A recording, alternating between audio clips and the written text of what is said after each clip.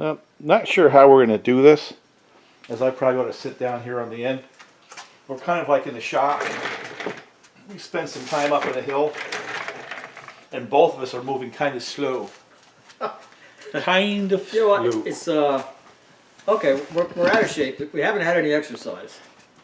It's freezing out. It's really cold out, and I don't know what, where some of you. Hey, Len, what's the temperature down in New Zealand today, Len?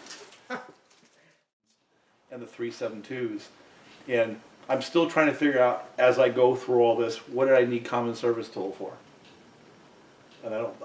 Well, what you do need it for is New car. you can't take a new carb out of the box because it doesn't know what it is. It has no identity, and it's like on Star Trek, Commander Data. It's got to be programmed. It doesn't have an identity, and once you do that, it's okay. Could you take a carb off a 555 and mix it with a 562 coil? Yeah, probably. The thing is, there's so many combinations. We're never going to be able to do them all. But we're going to try. Even though the red versions are not available, the orange ones swap right on. Whereas is like the 2071, 2171, 2065, 2165, even the 2172 plastic is unique to that saw. And when Husky stopped making the red stuff, there is a finite supply that will go away. These are going to be around and be a good, junk pile saw for a long time, I think. Yeah, we can make some weird combinations too with, some stuff will look ugly. You can't, I mean, if you put like John's Ridge starter on a silver case, it will probably not look bad, but that looks like crap. You can't, Someone's going to like it. You can't do that. That's a violation. You're going to demerit. So, a couple of things we were kind of kicking around, and one is these saws, they run pretty good just the way they come from the factory. We had a stock one up there, and it is truly stock. And we did some time cuts. I'm probably not going to put any numbers on those, but for me, watching that, I could tell which one had a little bit more than the other ones. But my takeaway was an average person looking at that series of cuts would have no idea which one was faster.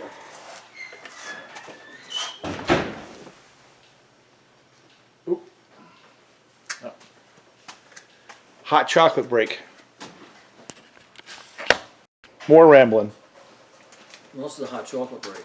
That was a hot chocolate. And it is just hot chocolate. So if we start getting sillier, we're coming up the hill before, and a lot of times, I say something, Walt, you can't say that in video. Like, well, why not? Because, well, piss off a lot of people. And he'll take all the incoming because he's got to deal with all the comments and stuff like that. I do. So, so what we're talking about, the difference between, tweaking these saws a little bit versus when they're stock. I mean, it's fun. I'll admit that it's fun. But anybody that really takes it seriously, it's just, you can't take it seriously. It's not that important. Yeah. Because you asked the question, a guy's going to spend like $400, how much more are you going to get out of it? And if you put another word in there, it's like, really, how much more work are you going to get out of it? And in the aggregate, you may get less if the saw doesn't last as long. And I know there's people, where's my computer? It's just, hey, you know what? Like I said, it's fun. And these saws are great when they're cutting cookies, but I don't cut cookies. I cut firewood. And well, I was cutting them today, but there is a price to pay when you're stressing out the bottom ends, and you are just compression up around 200. It's longevity. There's a big difference between guys like us that are hobbyists and 100 saws to cut your own firewood. You're not really going to stress too many of them out. But when you put these things into the real work environment, you can only go so far with these things. And and cutting all the cylinders, and sometimes even the flange gets thin. There's some compromises there. So it's good. But anybody can spend like $400. That I think it's silly. Yeah, I've kind of come there. It's we go around the block on that, and it depends on somewhat with the peer group you have, right? So when I get talking to some people online, you get excited about it, and then I go and build myself something that runs a little bit stronger. It's really cool and people talk about it. You see these builds and stuff like that. And but I can't remember what year it was, but I kind of went through a reality check on that with a couple of my customers, and they were like, you know, it's really great, Walt, but don't do that to my saw. No. Yeah, some people they don't want the noise. They don't want the noise, and well, I'm not going to go there because I'm going to stir up another one. The bottom ends were stressed already on this particular saw, and by adding compression and RPMs, I mean, we were already tuning them a little bit lower RPM from the get-go to make them last. So now if I do something that's going to add another 800 RPMs to that saw, to me that was a recipe for disaster. And another 35 or 40 psi. Yeah. Yeah, that stuff. It does. There is a price to pay. And I don't care. I guess what happens is, you can't run away from the physics of things. No matter how hard a person argues online about a particular thing they're interested in doing and trying to sell or trying to justify, you just can't run away from the physics of it. There's compromises, trade-offs, and everything. Like that 550 that I ran today. And that was running strong. Now the new one, like the one you bought the other day, Bill, that's going to run stronger once it breaks in. The new Mark IIs do have more power. They are a little heavier. Not a lot, but I mean the originals are maybe a little bit more tossable. But the truth is, over the long haul, the Mark II is going to be the far, far, far better saw to live with over the long term. You really got to rely on it. It's not a toy. Somebody just buys a brand new saw for like $600. You want it to last. We build something from the junk pile. If it doesn't last, we laugh at it. That's not real world. So it's 550. The percentage of them that in tree work, where it's running all the time. They didn't hold up as well as they should have. The new ones are doing fine. Now you asked before about, what's the ceiling on some of these things with the hours. Yeah. I don't know. When you get up around past 300, the saw's got a lot of time on it. The highest that I know of is a 572, which is right about 600 hours. They're rugged though. And 572s are pretty rugged. Yeah, I mean, it's gotten beat up and run over, and we had to replace some stuff. But that's like the highest I've ever seen. But for the average, like when you say saw's got a lot of time on it, 300 to 400 hours is considered a lot. Yeah, one of those carbs, by the way, to make a point, one of the carbs, if you look it back in one of my videos, actually I don't know if I took the video down or not, but I had over 500 hours on a 562 carb. And so the 562s will last as well. I want your cut on this, and I'm not sure I'll keep it on camera. No, I'm sure. I had a knockdown drag out argument with a friend. Okay. And a real friend?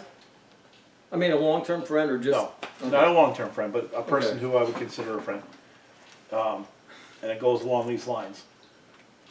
I was going through the explanation of my opinion. There's a difference between opinion and fact, and I have no problem with making the point that a lot of what I'll say about a given saw is based on opinion. I may see stuff and I'll form an opinion based on what I see. 562s, I change a lot of cases out and falls into the same category as like I did with a lot of bearings. All I saw was the ones that were bad. I didn't see the good ones. But I came, after spending a lot of time with this guy, he's like the sample of 5 is not the sample of the 500. Where I'm going is Husqvarna as a company has always progressed, has always moved that product forward. And me, as a person looking at this, when they started doing things like the short blocks, different iterations in the carburetor, I was looking at a company that was seeing issues, but moving the state-of-the-art forward on that product line. And this is where my humble opinion is. Somewhere around 2015, I think probably 2016, the state-of-the-art of the 562 was stable enough that it was statistically as strong as anything out there, especially some of the other products in the line. And and all the ones that have come forward from that, the new carburetors and stuff like that, all they've done is they've advanced the state of the art to a better state. Okay, so I'm going through this whole thing, and I was really pleased with the fact that I was able to get these new short blocks, and it's a really cost-effective way to, if a case has been damaged or bearings have gone out, and Husky has provided this, I think, is a stunning support mechanism for their dealers and their customers. I think it's above and beyond. You're not going to find short blocks in the steel marketplace, in the steel product line. It's not happening. You're going to spend $400 for what, in parts, in order to get what a short block gives you for $200. Just deal with it, steel guys. So I was going through this whole thing, and I was waiting for some positive feedback because I'm pretty enthusiastic about both the 562, but also how Husqvarna as a company has progressed the product to where it is now, and has continued to progress it. You know, the new filter systems, the new carburetors and stuff like that, the new cases and stuff like that. So what do you think the first thing this guy says? I can hear you all in the background. I'm from the automotive world. You come up with an update like that, that was obviously a design problem. So there's no limit to how long warranty issues can last. He should give all those older ones those updates. Well, anybody that says that is ignorant. I'm like, what? Wait a minute. This got to stay on the camera. Anybody who has that opinion, here's why it's so stupid. Because if any company, and I'm not just talking about Husky, because Husky still doesn't have to be chainsaws. If any company was liable that every improvement was retroactively owed to everybody who had bought the product, then nobody would ever make anything better. Because you'd have to, go back, you couldn't afford to improve anything because you'd have to go back and fix, tens of thousands of things that you sold 10 years ago. So anybody who wants to make that argument, I guess we're an argumentative mood. We're not picking on each other today. I know. I got to do something because the thing with the 5-screw case and the 6-screw case, I don't think it's ever been really explained all that well. Because, the 5-screw case. Well, here's what it was. Wait, I got a prop here. I've got 5-screw cases. Well, that's right. It's what that was. It was not. It did not cause the saw to fail. It did not cause. It was nothing to do with auto tune. It did not affect the transmission in your truck. All it was a leak, and there was too much. There's this top screw here, right here, and then there's this front one up here, and all that was this was too long of a run of gasket without being clamped, and this gasket would leak. That's what when they went from the 5 to the 6-screw case, which they added. There's the hole right in there. So there's now another bolt just to keep that gasket in place. That bolt is like exactly where it would start to weep. Okay. Exactly. So all it was to correct an oil leak from the oil tank. It was nothing about the saws were failed. I don't want one of those. Well, yeah, if it's leaking and burning and smoking, yeah, you don't want it. But that's all it was. It had nothing to do with the crank. It had nothing to do with the top end or the carburetor. That's all it was. So, and I feel better now that I got that. Well, and the thing was that I got a bunch of those 5-screw cases. And I don't know if I should say this. I don't know if it's a confession or not. Well, I turned around and built a couple of saws with them. And what I did is just for me being me, I said, something? I love my 1184. Let me just stick them together 1184. And I did my Hilltop Saw Shop special builds where they were cut cylinders and pop up. So stressing the case more is the point. And those saws are still out there. Yeah, you just put a little on either side of the gasket. That's correct. And it's prevented. What I did certainly reduced the chances that that's going to leak. I took a flat file and I made sure there was no burrs or high spots on the case halves. Cleaned them off really good. Totally degreased them. Put down the 1184. I had them warmed up to like maybe 90 degrees, almost 100 degrees, so they're a little bit warm. Put my 1184 on there because I didn't want them to fail. Put my gaskets in there, slapped them together. If you go back in my videos, you're going to see one of those saws. And it was one of my first Hilltop Saw Shop builds on a 5-screw case. And I can tell you right now, 2021, that saw does not leak and it runs like a bear. And it also has something else which is not desirable, which is really where this is all going. It has an EL46, oh my God, carburetor. The one that everybody was having a hard time with, the so-called bog. Well, it doesn't have a bog. The thing runs like crazy. And it's with the old not desirable parts. The point being, for most of us, a lot of that online chatter, it gets a life of its own. And part of what we're trying to do here is to show that for us, guys like us, who've got a few skills, a whole bunch of firewood needs to get cut. This stuff comes for dirt cheap because most people, if it doesn't have the right names, it's not the right stuff, it's junk. Well, I'll take that junk, damn it. I'll make a heck of a nice saw out of it, and I'll make a lot of chips with it, is where we're going with this. Yeah. So, yeah, no, but that argument about the retro thing, to me, Bob's reaction was my reaction at first, but it goes to another level. Well, I've covered that before. Yeah. With people. It's for some reason, and this is another one I want your reaction to, and I don't know if it's going to stay on tape. You can't bait everybody. No, I'll come out. I want to see it. Some of this we may never show up. Okay. It's you and I chattering, and All right. I'll look at it, and I may just. Okay. But why would anyone, when you have a company that's going through those kind of hoops to make sure their product is the best it can possibly be, there's a lot of companies out there, once it gets to a statistical level, they'll just sell the hell out of it and let it run, let it run, let it run, let it run. And there's some blue ones around here that are just like that. They know exactly where the weak points are. They're just going to sell them because they're good enough and people are buying them. Husqvarna as a company puts a tremendous amount of effort in order to take these products and move them to a better state. So why would you criticize that? That's a second level of thought to me. Why would the customer base criticize those activities? You could be like the other major brand. They have just as many statistical issues. They just shut their mouth about it, and the base shuts their mouth about it. Husky has taken these things here from 2011, evolved them to 2021. We're almost 10 years now into this thing. And all the stuff retros back to make a better saw if that's what you want to do. But the product design was good enough that those upgrades added value to the customer. Why would you... I don't get it. Why is that something to jump on? I don't understand the mentality that would go back and somehow try to tag liability. It was a bad design.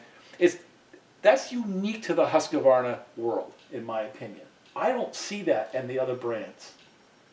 And I can't think of, well, I remember Dolmar. Remember with the 5100s? And they were blown up. Burned up. Yeah. So they came up with a couple of solutions that had something to do with the carburetor and the way it was venting or something like that. They made some changes, but that was it. There wasn't this continual change. And then you had the what was the big one they had, 7900s? Yeah. They had to come up with a whole new filtration system. That was a big rage. And the contrast on how that community dealt with, oh my God, Dolmar's helping us out with this new update, versus the Husqvarna community, oh my God, they're coming out with these short blocks here. They got to retro back to the old ones. We got screwed. What the heck? But that's not coming from Husky guys. Well, then who is it coming from? It's coming from guys who favor other brands that like to criticize stuff. I don't even want to talk about the other brand because I know nothing about them, and there really there aren't none of those in my world. Right. But I don't know. I'm not going to disagree with what you said. I'm fortunate enough to actually talk and communicate with some of the people in the U.S. and in Sweden, and how they go about improving things and the stuff they look for. And they take this stuff real serious. They really do. And I'm not saying that the other companies don't. I think they do. But I think there's a... I don't think it's the company. It's the way. It's a culture within the community that has bought them. Well, because I know, I have some contacts with guys that know people like in Still, and they are very, very, very on top of the technical stuff as well. Yeah. I think maybe there's both brands different, and they offer everything. I know he tells me so many stories about Still taking stuff back that if the dealer really does his job, and Husky really does the same thing too. Both brands have a lot of bad press out there because you're going to have instances where the dealer doesn't want to or isn't able to do a warranty that the customer is entitled to, and he's not going to throw himself under the bus, so he throws Steel or Husky or whoever under the bus. There's people that say Husky won't stand behind anything, Steel won't stand behind anything. I don't talk about it, with X mark or a lot of different stuff. My experience is that there's one exception, which is there's two exceptions really. Cowie and Honda don't think that their motors ever break. But I know like the Steel and Husky both, they really eat a lot of stuff that really they even shouldn't eat. That's not necessarily their fault, but you know what? They maintain some goodwill and they do stuff. It really comes down to the dealer's got to be willing to go to bat for the customer and push this stuff through. It's really kind of easy. I agree with that. It's really kind of easy to do a warranty. Now there's something that all these companies do. Your warranty, they don't really scrutinize you. They figure there's a certain percentage based on your volume. There's a certain percentage dollar-wise of warranties they expect every dealer to write. And the only guys that really get a hard time are the guys that, hey, the shop is slow, and there's an old saying in the industry, it's called pencil whipping the warranty pad. Of course, you don't write them in pencil anymore, and there's no such thing as a pad, but guys just go in and they fabricate bullshit warranties, and it's like, when nobody came in the store today, but we made like, $300 writing bogus warranties. I see. So there is stuff, there are guys that do that. We don't ask for much. We don't do that at all. So we almost never get turned down. And part of it is you gotta know what you're talking about when you call tech service. You have to explain. We once saw that lost a seal, and it swallowed this. I never seen it. It swallowed the spring and the steel, and it scuffed up the cylinder. Yeah. Oh, the little spring on the inside, Yeah, I never seen that happen ever, and because the cage took it out, it just wasn't assembled right. There was 11 hours on it. so it's like and the customers like a lot of times they're wigging out. And these guys aren't because they know us a long time. And I'm like, oh yeah, don't worry. So anyway, just that got warranted. But you got to call up, and sometimes you got to get. I don't know how Steel does it. I know the guy, a very, very close friend of mine, is friends with the guy in Northeast Steel that kind of makes these calls. Yeah. Never have anything good to say about Steel product because of the rivalry that exists in this world. But you know what? These guys, they take care of business just as good as anybody. And but your dealer's got to go to bat for you. It's just, and you have to you have to explain what you're doing. Oh no, it blew up. They're gonna ask you why. What do you think happened? So how do you like that rant? That rant's now over. And all I did was I made the point was there's a difference in culture of the two different communities, and Bob didn't agree, but he didn't disagree. It doesn't matter because I don't really care. It's not going online. I just don't care. It's like. So anyway, you can't get all worked up about and there's certain distortions that take place, with stuff that's online, whether it's videos or people typing shit that they don't know what they're talking about. Yeah. And what I was just joking with Walt is just because somebody 1,000 miles away has a problem, it doesn't mean your saw is going to blow up. I mean, because people don't there's thousands of things that people complain about when they go wrong. And the analogy I come up with is, there could be a guy, 1,000 miles away right now, like having a heart attack and dying, but that doesn't mean that I got, just everybody can chill out with that stuff. Yeah. So. Bottom line is, Husky has done, I think, a shockingly good job of upgrading the 562, and that's what we're going to wrap this up with, is we focus on 562. They kind of came back into my world, partly because I have a whole bunch of stuff to work on, and partly because of Bob. But partly because they're just a cool saw. And I've always been intrigued with how Husky has taken that design and evolved it. It's turned into a really cool saw.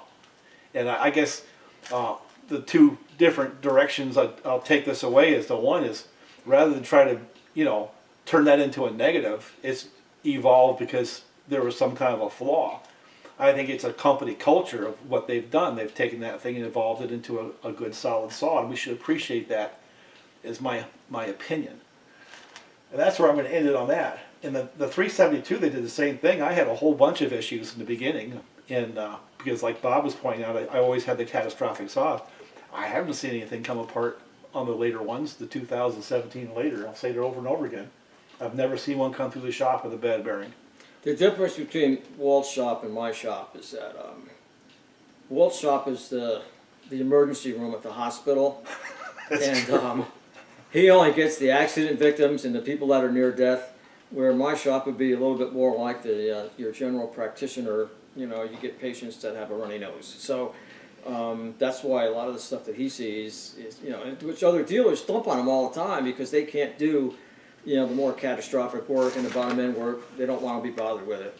You know, I mean, all those jobs that come in where maybe, you know, muffler cracked, somebody broke a brake lever, I don't get throttle those. cable, you know, different things like that. They dropped it and broke a tank.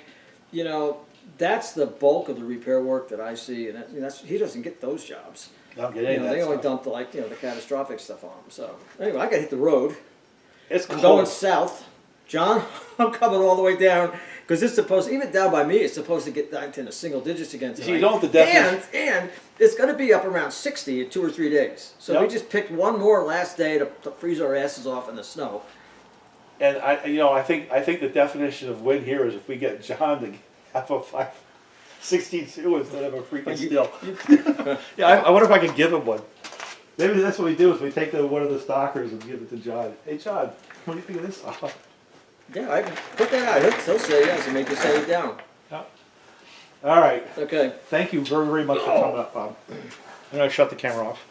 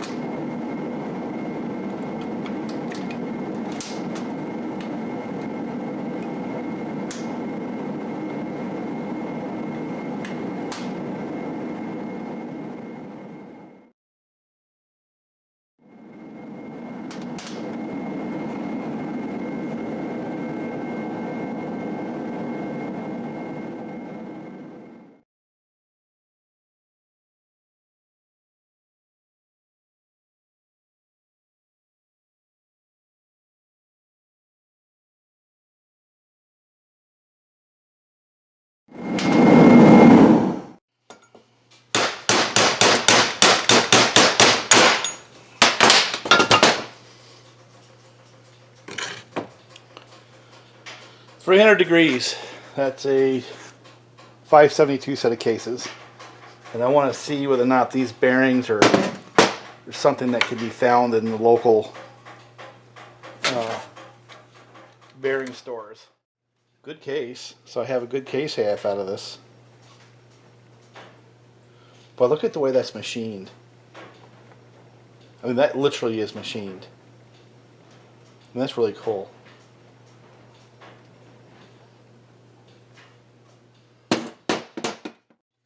I'm going to step this up this way with some blocks or something, and then I'm going to heat this up to 300 degrees and tap it out with the bearing, and then pull the bearing off the crank. Because I don't have a puller to push that through. Make any sense? So we're doing alternative methods here. Let me go get some blocks. Just cut some blocks to step that crank. So when it drops,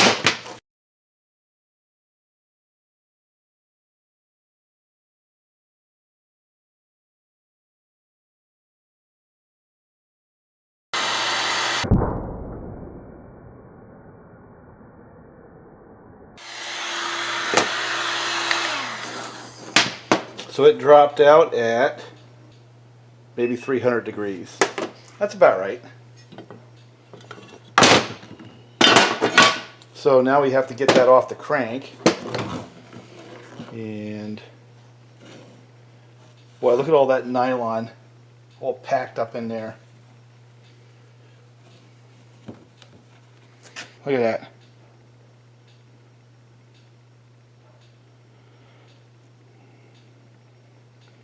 So this puller right here came from a 576, so that means the spacing from the bar studs to the crank center line are the same between a 572 and a 576. That's good to know.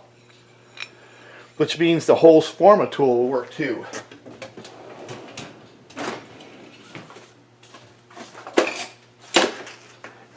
This one here will work as well.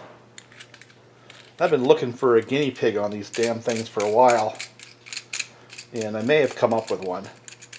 Not sure yet. Trying. It's actually a story. I'm not going to get into the backstory, but the bottom line is it was a modded saw, and the guy has stock saws and he has the modded saw. Guess which one came apart? And this isn't it. This is something else. This is one that I scrapped for a while.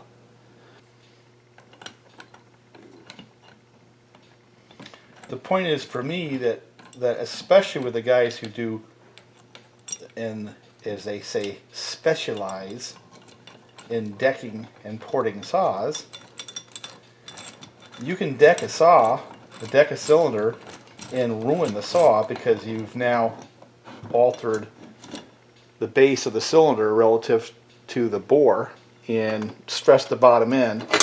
And these guys will swear up and down, oh no, we don't do that. But I try not to get into it online, and I try not to get into my videos, but this whole mod thing is a fad, and guys think it's about building cool saws, and it really isn't. It's about marketing. It's really about marketing, and you guys got to get that through your thick heads. That mod saws, yeah, they can be cool for get-togethers and stuff like that. And there are a couple of the pros that will swear up and down that it saves them all kinds of money getting that extra tenth of a second of a cut, you know. And that's their justification for spending $400 on top of a $1,000 saw. And hey, you know, it's a free country. That's what the free market system's about. That's how you want to spend your money, spend it. But from what I'm telling and what I'm seeing is there's a cost, you know. And it's coming or not. Let me back it off a little bit. You know, there's a cost because you can't run away from the physics of this stuff. Basically, if you add either compression or RPMs to a saw,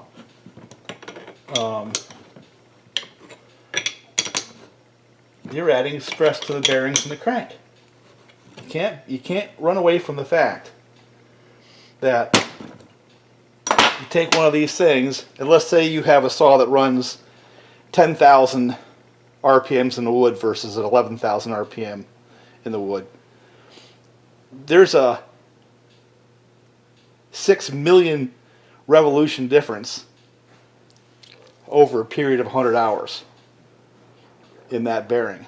Just because it's running at a higher RPM, it's going to turn more cycles. That means, you know, it's going to wear faster. You have X number of cycles in that bearing before it wears.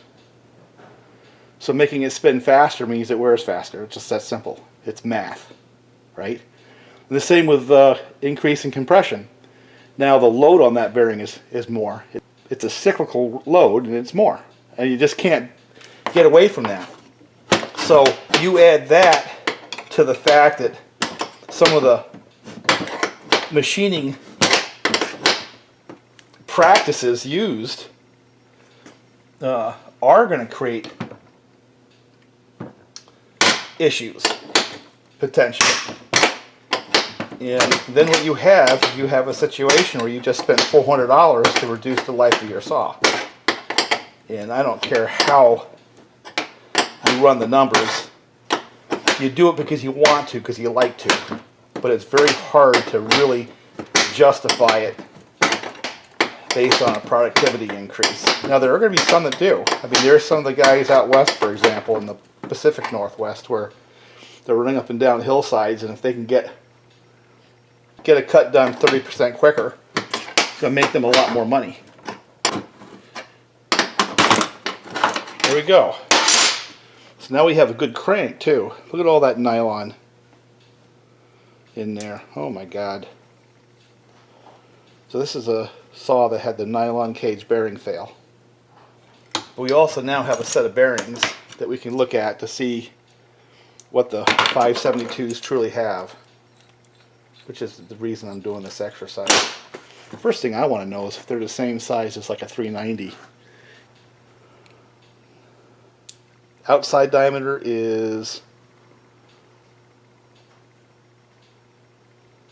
looks to me like a little different. There's a difference. Son of a gun. So I can't just do that. That's going to stink. The inside diameter of these bearings are roughly the same